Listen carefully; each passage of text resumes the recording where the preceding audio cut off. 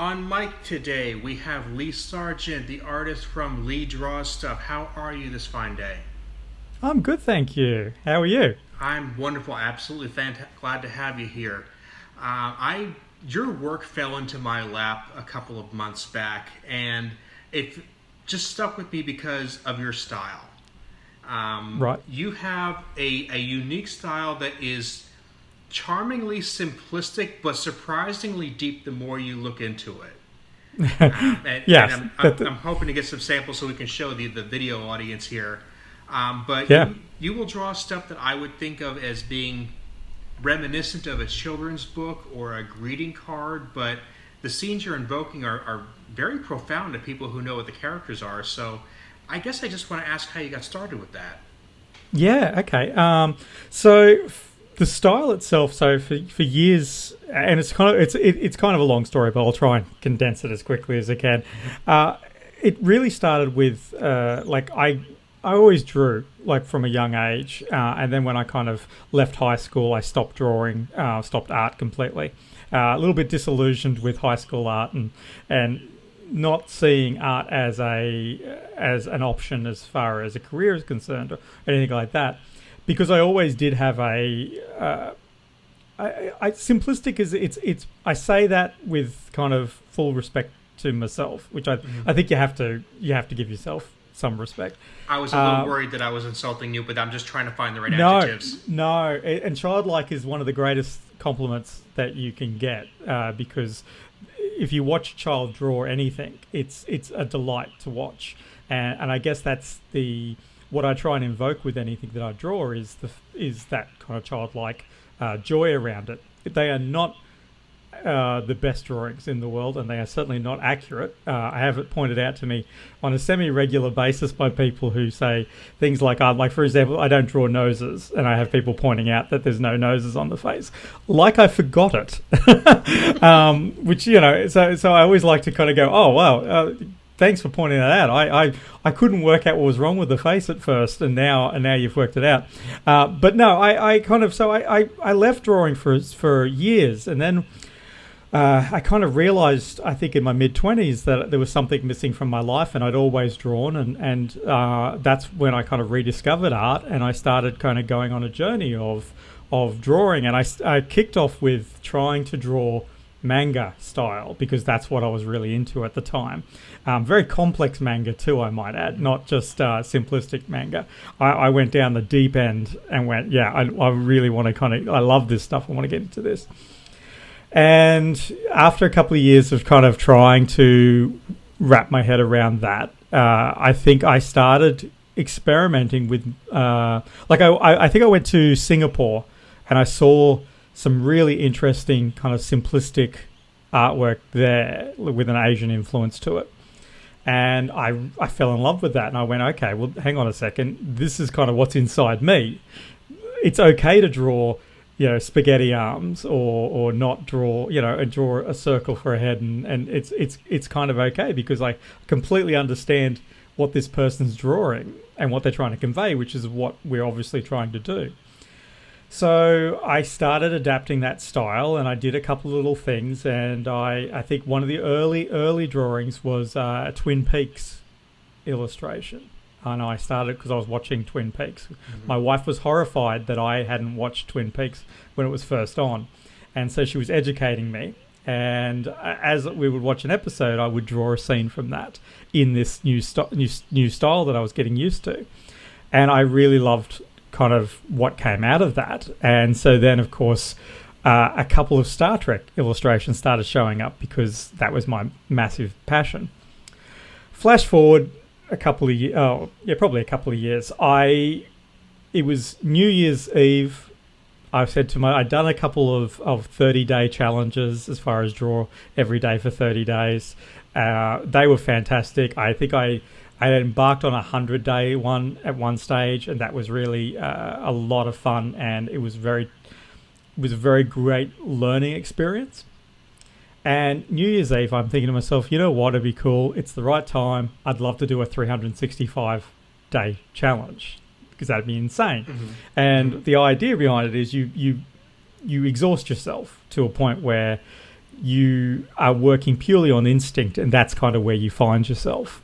So you can't go, I like to draw this way, and I really love the way that Tim Sale draws, his chins or whatever. So I try and emulate that, but it's not naturally me, so it's exhausting. And when you start doing that day in, day out, you suddenly you find yourself very quickly, and you find what works for you. And I was trying to wake up my mind. Well, okay, where am I going to find one of these challenges for 365 ideas? And then have to think those ideas up every day. And I went, you know what? Just draw Star Trek. You know it inside and out. You love it. You live it. Blah, blah, blah.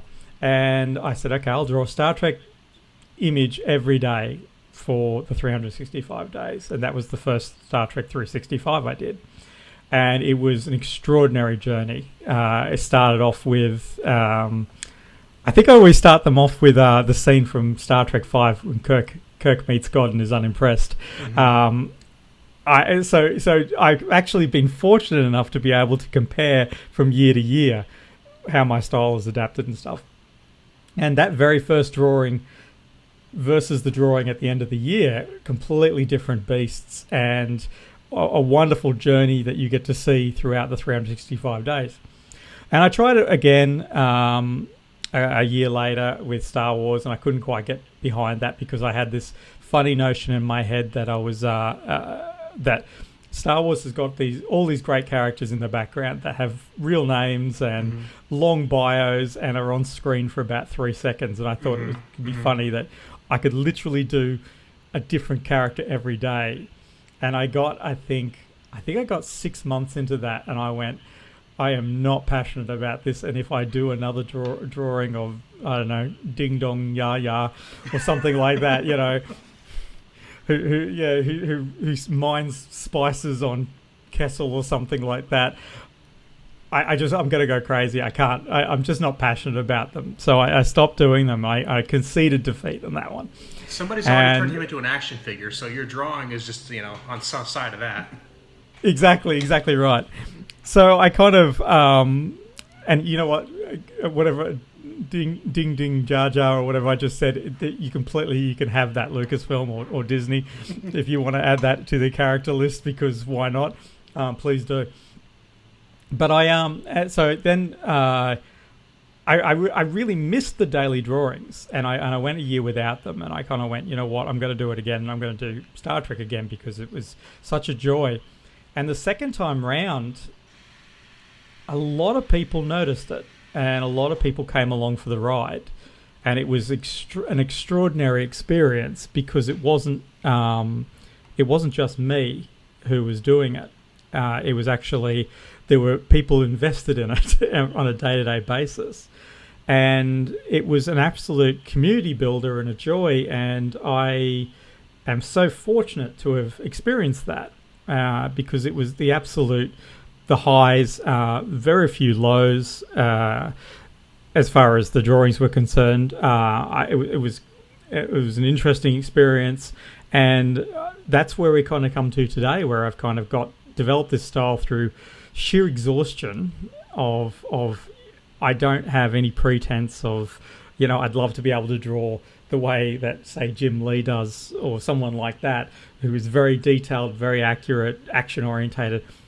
But that's not me. And so, yes, I have these kind of very, very simplistic, almost childlike drawings, but then I might do a scene from Alien with a chest burster popping out of someone's chest, and it's kind of fun and innocent and horrific at the same time. And it's this wonderful juxtaposition that people kind of go, smile and then go, oh, that's gross. It's just like, it's this wonderful kind of, as I say, juxtaposition. So yeah, that's really that's my journey, I guess, as an illustrator. That is, I'm really impressed that you found your niche quite that way, and that you really, like you said, it's cute and it can be horrifying within a tenth of a second of each other. Yes, because it's. Go ahead. Oh, some people's favorite ones are these very serious, kind of dramatic moments that I go, really? Do you really want to see that in this style? I think the commander, Captain Sisko, scene from I think is in the Pale Moonlight where he says that he can live with it at the end after tricking the Romulan Empire into a war. And and he's kind of got his glass and stuff like that, and he's very solemn, very serious, and that is probably the most requested illustration, which I'm kind of I'm amazed that people want this kind of cheerful, kind of innocent illustration mixed with that very deep and very serious scene. So I'm very familiar with that scene now. I bet you are. I will say. You're dealing with a lot of things that are hitting people right where that's a lot of people's favorite episode. If it's not their favorite, it's in their top 5 or top 10. You write a lot of people's top 5 and top 10 things you've seen 17 times. You give them a chance to say, here's what you like in a slightly different way. This is a little memento for you to just have on your shelf or on your desktop, and that's I like that. I like that. I hadn't thought of it that way actually. I guess that's 100%. You've nailed that one, because it is a different way of looking at it, I guess. Like you could get an illustrator who does exactly, photo perfect, and that's kind of one take on it, and then this is a different take on it. So certainly, and I think what I found during the whole process was. What was really interesting was what people brought to scenes that I possibly didn't give a second thought to. It's not that I don't love the scene, or it's not that but I don't have a personal connection to that scene. I just either liked the way it looked, or it was day 186 and I needed a drawing, and I just went, okay, what did I just watch? Excellent. I watched Measure of a Man. Interesting scene where Riker's holding Data's arm, and so draw that. But then what I get is I had someone contact me who said, could I buy that drawing, because I went into lore because of that scene, and that and so that suddenly invokes that whole memory for them. And you're right, they're seeing it in a different kind of light, and that illustration now sits in a legal office, which I'm unbelievably proud of, because it was a reminder for someone that that's one of the moments that sparked something in their career, and they've got a very unique way of it captured, I guess. Definitely. And if you're saying, you pick interesting scenes, I can't think of a more curious choice than the scene of Kirk meeting God in Star Trek V. Yeah, it is one of my favorite. It's one of my favorite scenes. If someone was to ask, it was probably it's one of my favorite scenes. So, but it's structurally too, it's a beautiful thing to draw, because you've got obviously the giant floating head of God. Cybok is there. The trio is there, and you've got Kirk kind of raising his hand to ask a question of God. It's a beautiful kind of framed drawing to do. So it is actually there is some method in that madness, I guess, of picking that particular drawing, because it is framed so well, and it's a wonderful moment and it does spark that whole. Even if you hate Star Trek V, which I don't understand. I don't either. No, like it's crazy. But even if you do, you still recognize that scene as that's awesome type of thing. People still nod and go, yeah, that's cool, because it's Kirk facing off against God. And I did a series during and what happens is you tend to start finding ways of keeping it interesting. And one of the things that I did during the last round was to do what I called Alt Trek, which was alternate takes on Star Trek.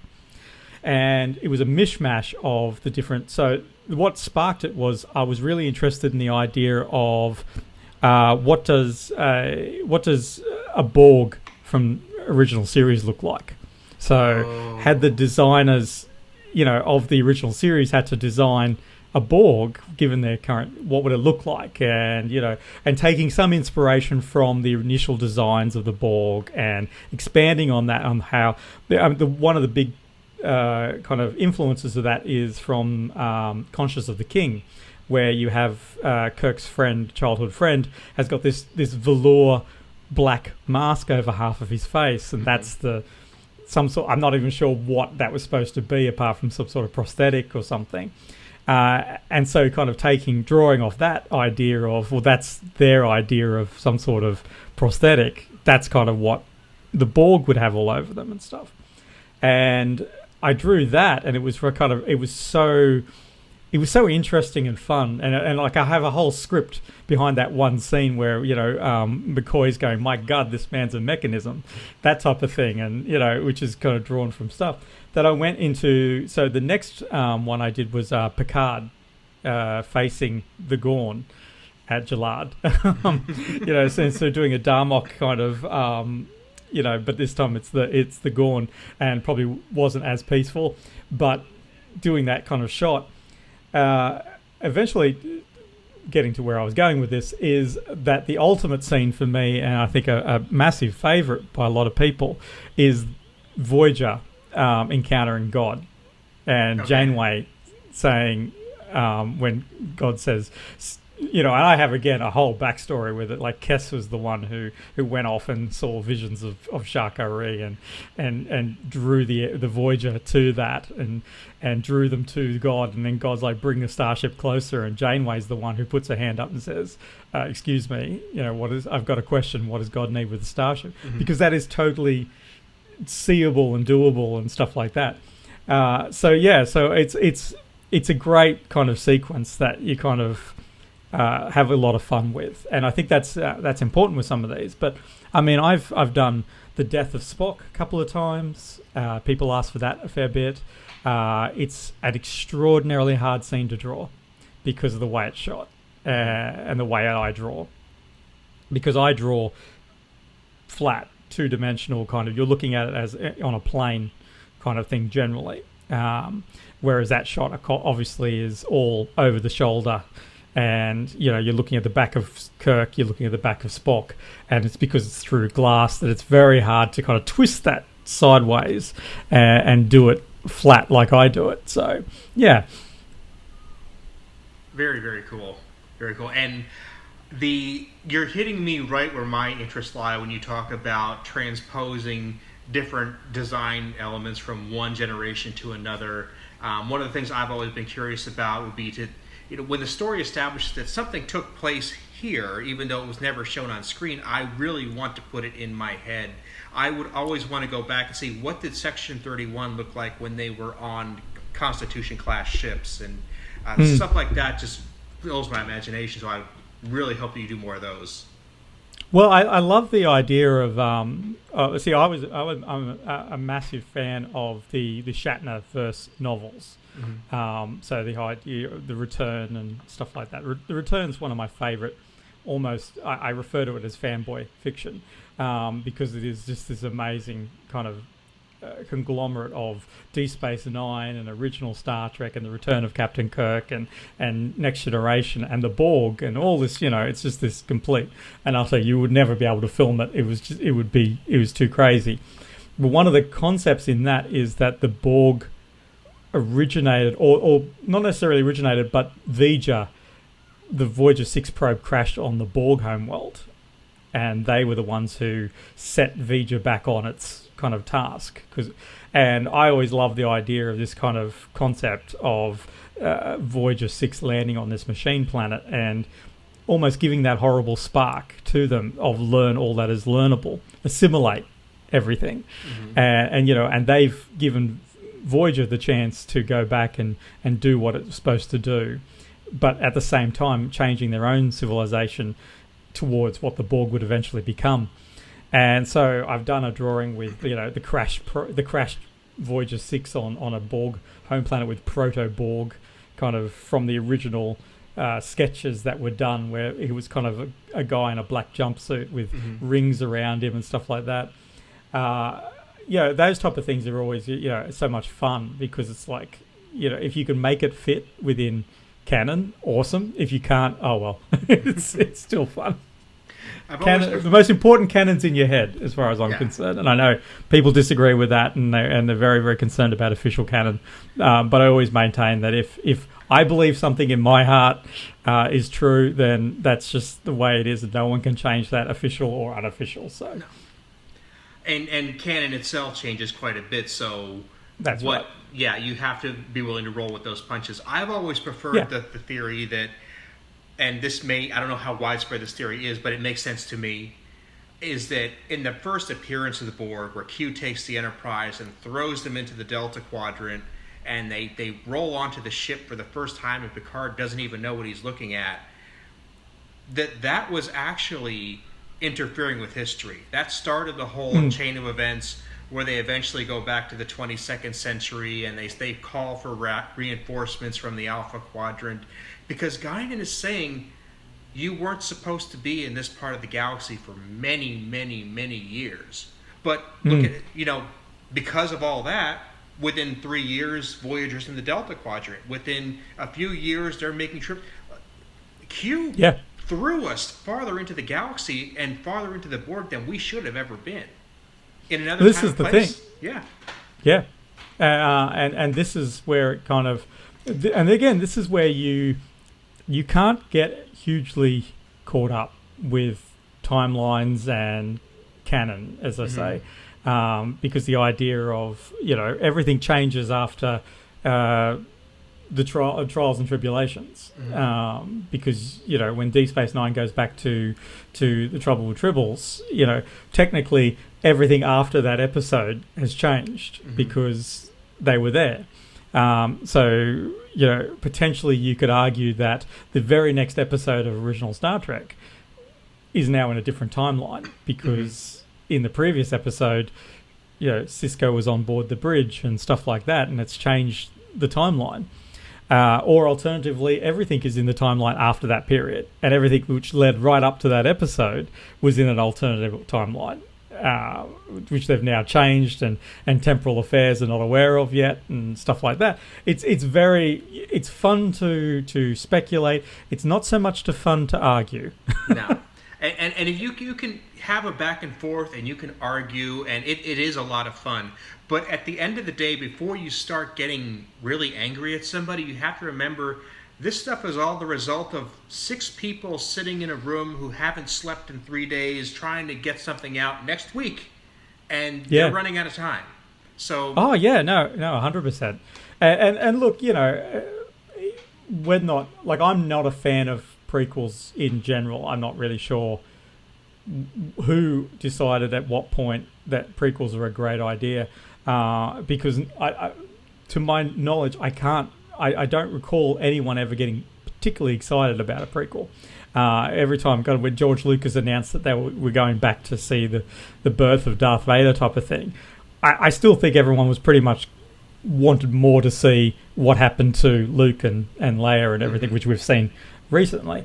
I don't generally think that... I think from a general rule of thumb that people don't necessarily want to go back to see prequels because all the drama's gone. You know what's going to happen. And all you can do is back yourself into a corner. And Enterprise, particularly the last season of Enterprise, did a great job of trying to solidify itself into proper... into a canon timeline, and went to great lengths. But why one would want to create that headache for themselves has got me beat, when you can just keep pushing forward type of thing and doing new stuff. But that's the thing. It's still interesting stuff. Like people who are concerned about the fact that the NX-01 wasn't in Star Trek the Motion Picture on the wall. It's like, well, because it's a TV show and it wasn't created yet. There's your reality, guys. Even the Klingons. It's like, why are the Klingons different? And we have a canon explanation now, but at the same time, it was because it was more money and wanting to do different feels and take a different approach with it. That's the reality of it. It's not a real universe. It's a very flexible, made up one. I am still very surprised that people will chuckle at the different Klingon makeup over the years, and the line from Worf and from DS9 saying we don't talk about it. It's like, yeah, they never addressed that. Well, yes, they did. but they did it on a show that nobody watched because it had a terrible time slot, among other reasons. Yeah, but it was a fantastic episode if you actually did bother to sit down and watch it. Yeah, definitely. Oh no, I think it's like, as I say, I think what Enterprise did to try and solidify itself back into canon and listen to not so much the fans, but certainly, because I think there's always a bit of a danger when you listen too closely to fans, because we all have our own headcanons and stuff like that, which we dearly love to see, and you know, I was about to say something along the lines of, you know, it's not possible, but then Avengers Endgame came along and said, well, actually, we can cram everybody into screen, it'll be fine. You know, but you know, it was unheard of at some point where you could have said, you know, let's do an episode where we cross over original, Next Generation, Deep Space Nine, all at the same time, and you know, you'd never be able to do that. But now it's not off the. It's certainly not off the table. It's a reality that you could do. Again, it's not something worthwhile getting too upset about, and people get very upset about it. And I understand that it's very close to people's hearts. It's very close to my heart. It's not something that I grew up with Star Trek. You know, lifelong Trekkie. When things change, I'm a big fan of the original series and its design qualities. So when people kind of say, "Oh, it was a cheap-looking '60s show," that does ruffle my feathers. I don't particularly appreciate that. But at the same time, it's like, well, okay, we've got a new-looking Enterprise, which is close to what the original is like. And whilst I would prefer the original over that, at the same time, it doesn't keep me up at night. And it's certainly not something that I want to scream at someone online for 3 hours. And I've gotten into arguments with people and realised about 3/4 of the way through the argument that this is extraordinarily stupid from my point of view, not even from their point of view of this is the mountain they want to die on. It's like, yeah, sure, but from my point of view, it's like, why am I, one, antagonising this person, and two, antagonising myself, and three, it's not something I have control over. If, you know, the makers of Star Trek want to take a very sharp left turn tomorrow with whatever they want to do, that's their prerogative, and you don't have to watch it, and you don't have to, but you also don't have to try and spoil it for everyone else. True. If someone else is enjoying it, let them enjoy it. It's no skin off your nose. It doesn't take it away from you. If you are a Roger Moore James Bond fan, and Roger Moore is the only James Bond that'll ever exist for you, then it's fine. Just let people enjoy Pierce Brosnan or Daniel Craig, and you don't have to enjoy either of those. You just got to keep going back and watching your Roger Moores, and you know, write your own fan fiction Roger Moore James Bond episodes, whatever.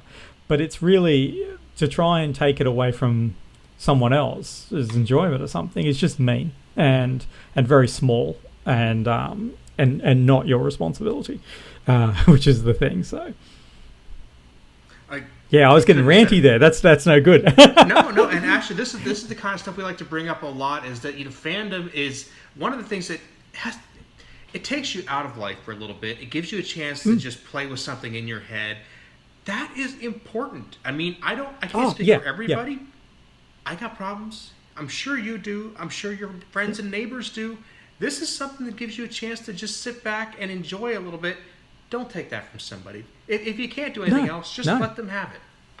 Yeah. No, look, if you can't, like, if Discovery's not your thing, and you know, I'm on record a couple of times, not a massive fan of Discovery as far as I like some of the characters in it, but as a general rule, I've not enjoyed kind of what they've done with it.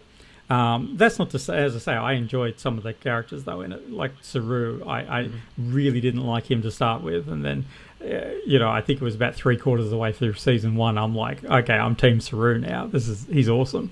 You know, and I've gone back and forwards on other characters, but at the same time, like, you know, I guess being disconnected from it doesn't lessen someone else's connection to it.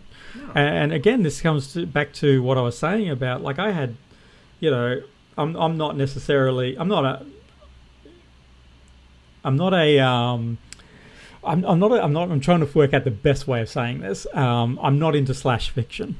I'm not a slash fiction kind of guy, and that's that's not saying that I don't respect slash fiction or I don't like slash fiction. It's just it doesn't interest me. So it's neither. Like, I find some of it amusing, but to be honest, it's just not.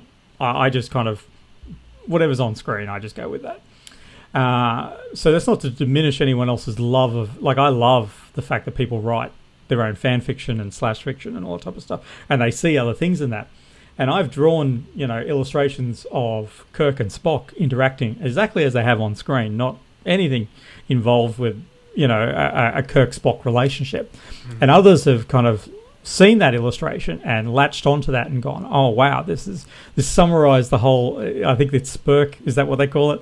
I don't know. It summarizes the whole, but it summarizes the whole slash fiction kind of for them. And it's like, I'm not taking that away from someone. I'm not going to go, no, hang on a second, that's not what that was intended for. You can't have that. Well, you can. It's like, no, that's do it. Yeah, you do what you want. You take it once I set it free. If you want to read into it and see that this is this is more than just a platonic relationship between two men. It doesn't change anything in my worldview, as far as it doesn't change anything in my life to just let you do that. It's completely your right. You can't tell me this is definitively, and that's the thing where I think people get a little bit confused about when they want to tell a creator what their intent was, and a creator goes, no, that was totally not my intent. That happened. And that does happen. I've seen that happen, particularly with I think it was Frank Oz with the whole Ernie and Bert kind of being gay or not being gay, and him coming out and saying, well, look, they're not, because they were never intended to be. It's not that we have any problem with gay characters. It's just that these were never written that way by Jim Henson and myself. And everyone's like, no, you're wrong. It's like, well, you can't say that. But at the same time, you've got to acknowledge that if Bert and Ernie gives a gay kid some kind of normalcy in their life of seeing that, well, again, who are you to take that away from someone? It works both ways, as far as I'm concerned. And like I said, you have completely within your right as a creator to say, this is what I meant. Because it is what you meant. You know what you meant. You were in your own head. Yeah. But once it leaves your hand, it goes into somebody else. They appreciate it for whatever reason they do. And works will take on a life of their own once they get out into the world. There are things that Go ahead. I was going to say, well, I've had people come back and say, this is what this is. And I've gone and looked at it and gone, that's not what I intended, but my Lord, that's much better than I had in mind. So I will take that. Oh, yeah, 100% that's what it is. Particularly with my drawings, because they are, again, very simplistic. You can actually see facial expressions that may not have been intended in the first place, but they are there, definitely. When you look at it for long enough, you go, yeah, that's a smirk. Okay, no, I'll wear that. That's totally, that was just a slight indentation on the paper, has slightly moved that flat line, which should have been a stern look, and it's a smug smirk, or it's a self-satisfied smirk. I will completely own that when that takes a life on its own, because sometimes these things do.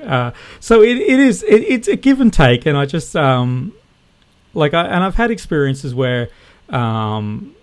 Like I think probably one of the ones that stand out, particularly in the last 365. One of the previous ones was interesting for me. Actually, I'll mention that one. Was because when I used to paint the illustrations, I had a very, very simplistic palette as far as I had these colors. This is Caucasian. This is African American. That's it. To black and white, basically.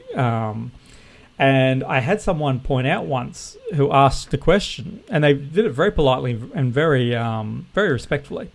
There was a picture of a Deep Space Nine illustration showing all the Deep Space Nine people, and Dr. Bashir was essentially the same color as O'Brien.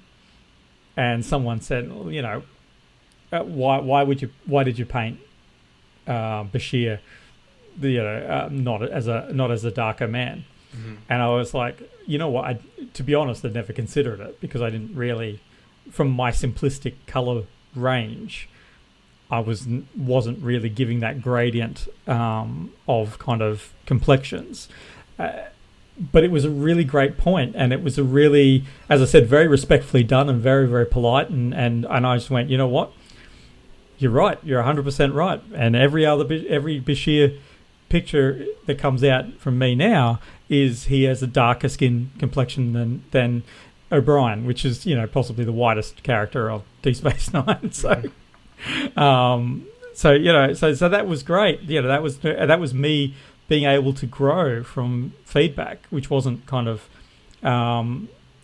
wasn't a dig. Although you could easily have, someone could easily have taken that one a little harder and been, what are you accusing me of? And it's like, likewise, it was pointed out that I didn't represent women as much as male characters in the 365, and I mean, it's an interesting kind of situation because it wasn't intentional, and at the time that it was raised, obviously, this issue of representation for women was definitely a much higher talked about subject, which is awesome. But I hadn't considered it, and when it was originally kind of suggested, and again, reasonably innocently, so maybe a little bit cheeky, pointing it out, but it was definitely not disrespect. It wasn't rude the way it was thrown at me, and I kind of sat there for probably a good couple of minutes, kind of looking at this comment and going, "Is this what? Hang on a second. I'm not sure where I'm supposed to what emotion I'm supposed to feel here because this is certainly not my intent. I have no, but also at the same time, I'm going with the source material here, where women traditionally throughout." Particularly earlier Star Treks, woefully underrepresented. People talk about Next Generation as far as, it's great having these strong women characters, but you go back and watch Next Generation, they are, particularly that first season, they're not invited to the boardroom, they're not invited to you've got junior officers being invited into meetings that your senior, security chief isn't at, and she should totally be there. So it was interesting, and I went away and chatted to my wife about it first, because I seek her counsel on things that I'm too dumb to wrap my head around, and which I think is a good counsel anyway. Mm-hmm. And she kind of said, well, look, obviously she knows I'm not sexist, so she knows that I consider women to be completely equal. And she said, well, would it hurt to represent women more? And I said, no, it would not. And she goes, then maybe that's a great idea, is to get some of those women more exposed and appeal to a greater cross section by saying, let's get Major Kira up there a bit more. Let's feature some of let's feature Uhura a bit more. And I'm like, there's nothing wrong with that at all. So let's do that. And so, that was an interesting experience to kind of go through a whole cycle of feelings and then kind of come out the other end and say, well, it's my collection, I can do what I want. And it's like, is the thing that you want not representing? So is that actually what you want to do? It's like, well, no, actually, that's not what I want to do. I do want to kind of be more inclusive, and so let's do that. And so, and that again helped shape the latter part of that whole challenge, and made me more conscious to go, well, look, is there a way we can get a female character to be more represented or to take center stage here, and makes you as you a better artist at the end of the day. Even if you kind of take that feedback on and go, it's completely missed the mark of what I wanted. But if it gives you pause to think and analyze what you do, and if you can naturally do it, then great. That's awesome. Awesome. Well, I'm looking at the clock here, and I know you probably have stuff to do today, but I really don't want to end this before I have the chance to ask you about these awesome Australian conventions I see on Facebook and Twitter all the time that I don't have even a prayer to get to. Are they really as awesome as they're looking? Look, they're a lot of fun. They're a lot of fun, I think, because I think we probably get a little bit more, even more excited because it's not a regular thing to say get like William Shatner out, for instance. It's when he comes out to Australia, it's a big deal because it's a 24-hour flight. It's not a lot of fun type of thing for the actors to come out, and so when they come out to Australia, it's a big treat for us because we don't get to see them walking around. I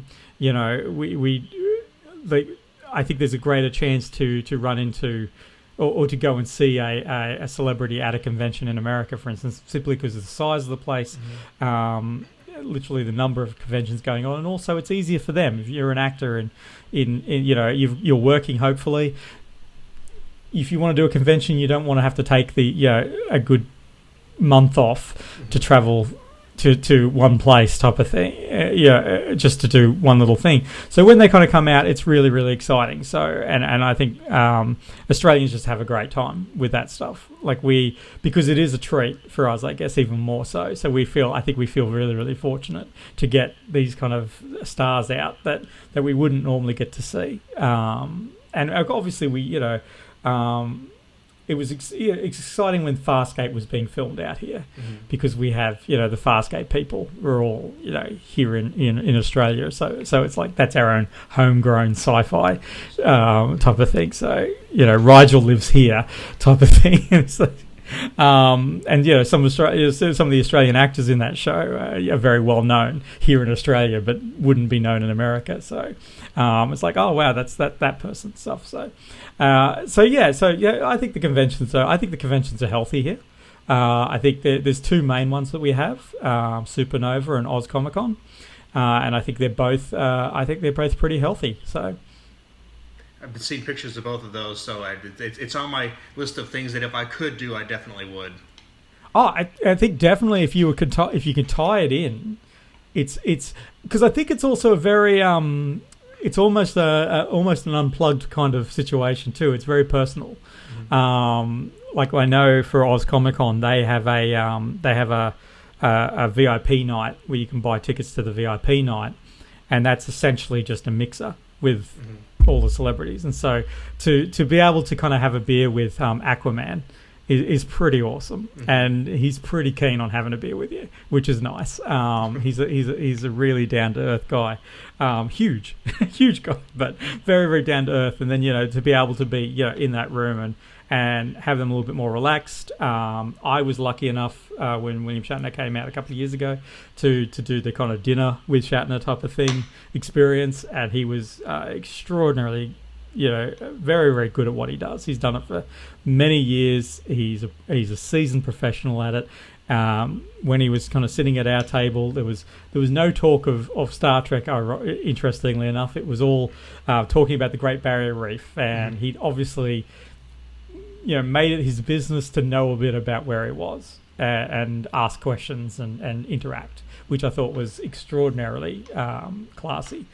And I've just had really, really good experiences with kind of everyone who's come out to Australia, which I just think is, again, that's a really nice thing that it's, they come all this way and then they're just super, super nice and super happy to be here. So I think that's kind of awesome too. That's a beautiful country, so that doesn't hurt at all. Well, this is the thing. You show them a couple of koala bears and a couple of kangaroos, and you got a happy teal'c from Stargate. So it's a good experience for everyone. I know what you mean about the classier atmosphere. Because the United States is so big and we have hundreds of conventions here, people are always like, "Where's the biggest, bestest one I can go to? Should I go to San Diego?" And I'm like, "Okay, try to find your state with a kind of an out of the way location, but a big enough city." Yeah. And you're going to be able to have a place where you can walk up to a celebrity, talk to them for 10, 15, 20 minutes, get your autograph, and then you might see them at the bar 2 hours later. it's going to be, you're going to have more fun than if you went to San Diego Comic Con and stood in line for 8 hours to see a panel that in an uncomfortable seat. I mean, a wonderful story that I don't know the people involved around it. It again, Jason Mamoa, I think that's how you pronounce it, Aquaman, or Ronan if you're a Stargate person. He, there's people who talk about the fact that they hit the town with him. And didn't even know kind of who he was, because this is back in the day when he was just about to film Game of Thrones and had just done had finished Stargate and stuff like that, and he'd come out to Australia, and only Stargate people would know who he was, and he was just about to blow up, and seeing kind of stories on Facebook where people have tagged their friends saying, hey, this is the guy we were hanging out with on that night. Not knowing who he was going to be, 3-4 years later, he's coming back to Oz Comic Con, and everyone's like, "Oh wow, that's Jason. We hung out, we hung out in Brisbane with him. He was really really chill." And the same with I think Dominic Keating, Commander. He wasn't Commander. Malcolm Reed from Enterprise. I saw the same thing. People kind of tagging their friends going, this is the dude we hung out with that night, and we have no idea what he's from. But yeah, and he's back out again. And he has a great time when he's out here. He's taking lots of photos and posting to Instagram and stuff like that. And I think that's neat. I think that's really awesome. I just saw, because there's a massive Stargate convention coming to Melbourne. And it's going to have a lot of Stargate Atlantis people there. And Jules Sate was just commenting that people are warning her that it's chilly, and she's from Canada, so she's kind of giggling at that, saying Australians saying that it's going to be chilly, and she's completely right. It's ludicrous compared to a Canada winter. So yes, but that's so that's exciting. I think it's a treat for the actors and actresses who get to come out and really get a bit of royal treatment. I guess, because you do get to be seen as huge out here too. It's not like you're not just another celebrity, which I understand. If you live in LA and you see one of the actors from Stargate or something, or Star Trek even, you probably just I saw so and so down the road and so at the shops and whatever. Whereas for us, we don't have that. I do remember a few years back, Will Wheaton was out here. And he was tweeting from the train in Brisbane, and he was very happy that the train had Wi-Fi. And it was interesting because it was the first year that their trains had Wi-Fi, so it got a Will Wheaton geek kind of seal of approval. And I'm sure, at the time, I'm sure he got that one tweet out, and then the Wi-Fi probably failed. So but that's always a treat. I think it's always exciting to have and also. We're very proud of our country. We have a very unique country. It's very accessible for anyone from, we're very, I think we're a very accessible country as far as no matter where you're from. I think you can kind of come to Australia and not feel like too much of a fish out of water, apart from our animals. Our animals will hunt you down and hurt you. So, obviously there's that. But I think that's fun living on the edge. As someone once said, the national language is screaming. Yeah, exactly. Look, we are a game set apart as Hunger Games. That's essentially, if you describe Australia, we're Hunger Games. We don't even notice it though, which is the weirdest, most bizarre thing I must say. Is that whenever a photo goes out on social media, I already know what the animal is, so it's not a problem type of thing. But we've seen there's a spider here, who a couple of times. There's been photos of how they catch birds, like full-grown proper birds. I'm will familiar. get caught in these. And people flip out in other countries about this horrific-looking spider who's wrapping birds up, and also it'll occasionally do marsupials and stuff like rats and stuff like that. That spider is actually one of the least threatening spiders that you will find on the planet. It has a web that has tensile strength that is extraordinary. It's a horror to walk through because it is like walking through string. But the spider itself is not interested in you whatsoever. It's not like a tarantula or something like that. It just looks kind of awful, but it's not going to hurt you if you get it on you. It's a completely kind of innocent spider who's just happens to have the ability to make a web that is so extraordinarily strong that it can catch large animals and not really know what even to do with them. And I clear those things out of my front yard on an almost daily basis. So it's like, because I hate walking through, I hate spiders. I'm terrified of them. Okay, but, me too. I was going to say, because if we're not on the same page there. No, you don't want to walk through this web. You don't want to deal with this spider, but I don't want it touching me. We have huntsmen here, which are like a tarantula. If you've seen Arachnophobia, the spider in that, not the main one, but all the little spiders, we have a lot of them. That's a very common spider in Australia, so we don't even... That's not even something we kind of... I don't like them. And I will sleep in another room. I'm not ashamed if one's disappeared. But, yeah, it's a very normal thing for us. And I remember there's this great show called, like, The Deadliest Animals or something like that. And this guy was from England, was going around the world looking at all the deadliest animals. And he was picking out really interesting animals because he would pick out animals like the pelican. And you go, that's not a deadly animal. And it's like, yeah, but to its prey it is. To its prey, it's amazing. So it's like, oh, that's cool. And then he's going around the world.